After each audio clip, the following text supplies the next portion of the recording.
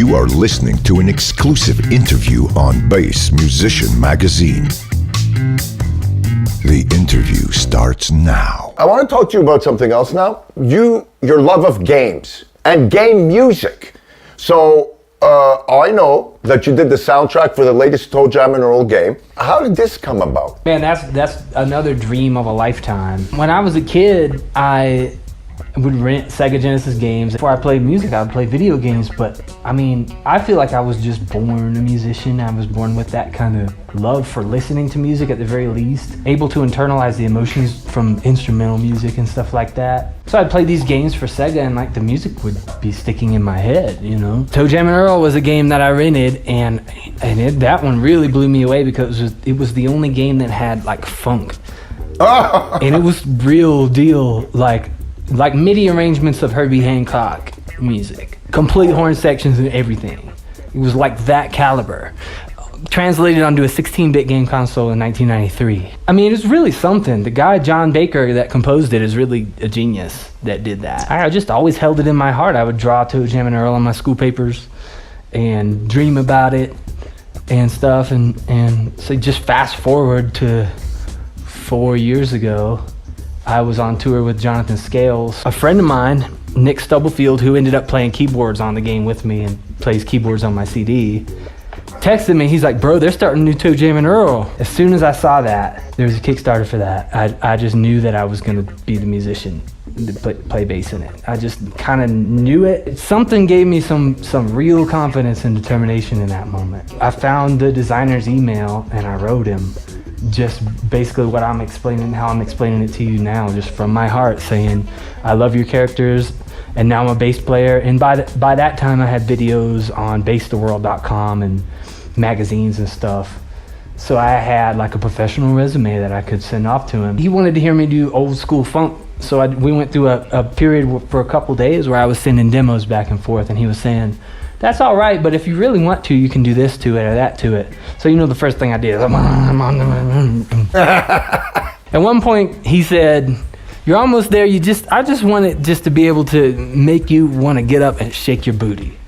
Play something that makes you want to get up and shake your booty. So I came up with a riff and sent it to him, and then that was where he was like, okay, that's it, that's up the alley. When you were in the studio recording the game music, you know, the way the engineer sits down and makes sure that you're locking down into these kind of micro loops. When I worked at UB, I know how complicated it is to get that perfect loop that is not just looped so that it's seamlessly looping, but so that you could actually put up with it if you were to listen to it for 20 minutes, right? Right. That's a big concept in games. And Burke was our engineer. Basically, I was working with Greg and Burke the first time I went there in person, just playing a bunch of just funk bass lines in different keys. For a lot of those songs, probably upwards of 10 of those tunes, that's how they came about. I was just playing some riffs, making stuff up, and Burke took it and would actually add breakdowns to it and cool production things to it and turn it into a game song, because he's kind of a legend in the video game music circle anyway. He's done games like Pandemonium and Gex, the Gecko, things like that back in the 90s, really games that I played also when I was a kid. John Baker did all the music for the first two games. That was also the same sort of thing. They kept it melodic, but not too in your face. So that's kind of what we wanted to do with this one. There's melody, but then there's just straight up grooves, because you have to think there's a game happening on top of it too, You got any advice for bassists who want to put something together from like beginning, middle to end, like, like record like some kind of EP or learn how to do,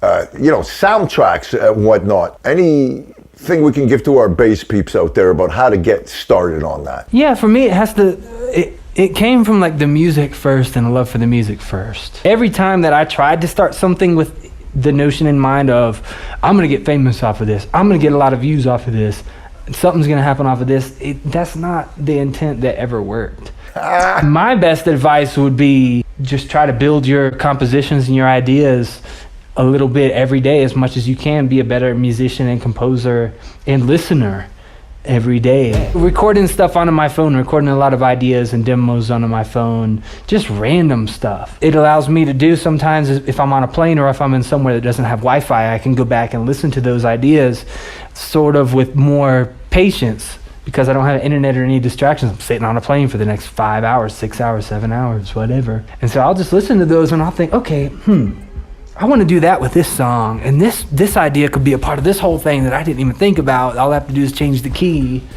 and just mentally putting it together. And I might pull up my notepad on my phone too and say, okay, let's link new recording, voice recording 137 with voice recording 215, and those two things can become a song type thing. And then if you like get hired or something to do a project, an actual soundtrack, then it becomes, you have a template to operate off of. Right now I have ideas for doing an EP shortly after my album actually comes out, and a lot of those ideas evolved from just songs that I like to listen to, like hip-hop beats and stuff. I'd start copying it on keyboard and playing all that stuff, and then it kind of evolves into its own weird thing. I like what you're saying. You record all your ideas on your phone or no matter where you're at, because I know what happens with the magic of that.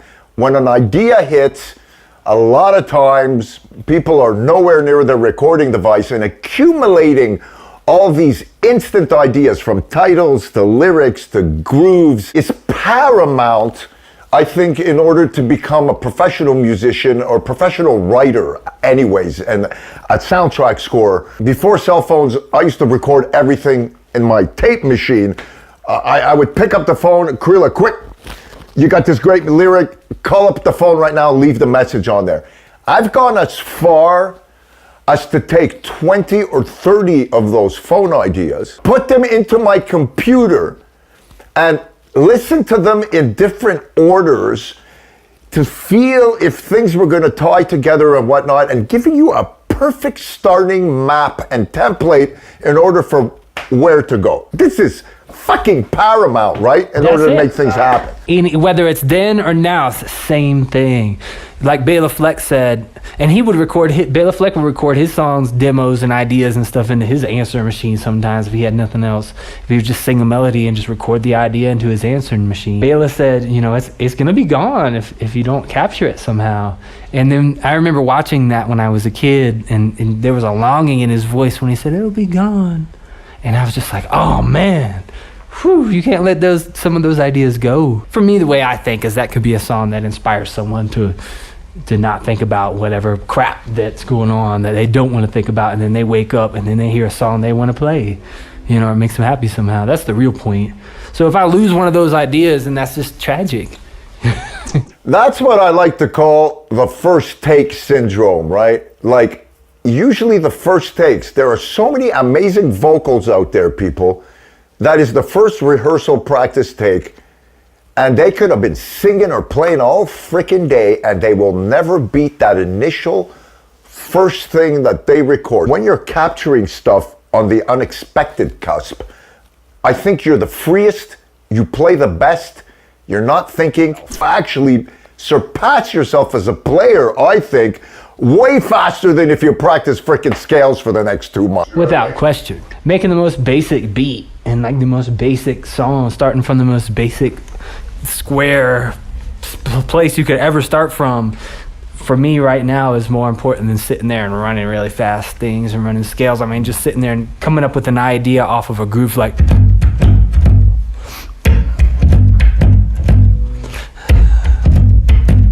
That's all I got. I'd rather sit there and do that and build something off of that than sit there and, whatever. Yeah, you're right. Totally. And there's a funny analogy that a band leader of mine made at one point in time. Actually, it was Jonathan Scales that made this analogy, and it inspired me a lot. He at one point, he was like, man, you're like a wizard that just learned how to change people into a frog. So you go around, you change everything into a frog, bro. That was a heavy piece of advice. Getting back to the Toe Jam and Earl soundtrack, where can people find that? Because the game's not out yet, right? But it's coming out in the new year. Yeah. At the same time as your album. Comes around the same time as my album. Two for Cody Wright. Yeah, that's funny. Yeah, you can check it out. Just Google Toe Jam and Earl Back in the Groove soundtrack. There's a shop that Greg set up, a Funkatron shop, but it's also on Spotify. Just type either my name or Toe Jam and Earl in Spotify, and boom, there it is. What's going on Besides finishing your record between now and the new year for Cody Wright? I am going back to Asheville, North Carolina at the beginning of December, and I'm going on tour with Jazz's Fish for 3 shows. Yeah, man. So we're doing Buffalo, Ithaca, and Toronto. We're doing Toronto on the 8th of December. Who's in this band? It's like snarky puppy people, there's some Prince people, there's all kinds of mofos, and you're sitting in there. Yeah, totally. I'm gonna be on bass, and we have Chris Bullock on saxophone from Snarky Puppy, and we also have members from Talk, Big Mean Sound Machine that are gonna be a part of that tour, and the Chase Brothers are the guitarist and the drummer that set that up. They kind of are the ones that set everything up as the Chase family. And the Chase family also does a couple of other bands that I'm a part of, like the James Brown Dance Party and the Sly Family Stone Tribute. Again, to me, this is proof that your personal magnet is taking you to where you need to be. Very musical, experimental, together people that really have something to say about music, you know? It's so good that you're coming out with your record. Stepping back, and that also would fall into my advice for musicians and stuff, is just step back and zoom out and look at where you're at. Because I could sit right now and say, man, I haven't toured super heavy this year. My career is in jeopardy and blah, blah, blah. But no, I'm working on my own voice as a composer and an arranger. And I've got this album coming out and a bunch of other ideas in the can that are going to be coming out. And I'm living in a beautiful place now in Colorado. And so it's really awesome. So just zoom out and look at the bright side of things in the bigger picture. You know, anyone who can play shows at all, that's crazy. Are you looking forward to finally be in the place when it comes to Star Festival where you can actually finally just go, and let go? Man, yeah. I've already kind of reached that point in a way where I do feel that way. I can hear the results of the mixing now and stuff. It's just like, oh, wow, the light at the end of the tunnel's here. Because you think about it, I was doing like between 180 and 200 shows a year for the past 7 years between Jonathan Scales, Eric Gales, and the other bands I was on tour with in between, you know, like Albert Cummings and Kara Granger, the James Brown Dance Party. That's a lot of touring, bro. Yeah, man. But I wouldn't trade it for anything. I live for it, and it's my thing, and it's my element, and I love to do it, and I'm at the time of my life where I want to do it and keep on doing it. So the best place for people to check you out, all that is Cody Wright with your touring, your releases, where you're gonna be is where? My website is probably the best one, codywrightmusic.com. Also, YouTube or Google. I have one more question for you, my friend. Did you happen to squeeze in a couple of finger-played licks on Star Festival, or are we staying defiant and going Pickosaurus Rex on all this shit? That's a really good question. Pickosaurus Rex. There's all kinds of fingerstyle playing on that album. There's all kinds of pick stuff on that album. I was using felt picks on a lot of those songs too. Like Birdwatcher was, a lot of that was felt pick. Lone Wolf, all the bass, the low end bass, not the harmonics, not the chords, but the low end bass. I actually think most of the chords are fingerstyle. Some of the lead bits on the intro Star Festival are fingerstyle. Well, that's good. That's for all you pickless guys out there. I think most of Lone Wolf wasn't a pick because the whole song and the melody is based out of false harmonics like that. And then so for the bass line, I'm playing like that the whole time. It's kind of hard to tell if you play it right, the difference between a felt pick and a finger even. Like very, very close, right? I mean, yeah.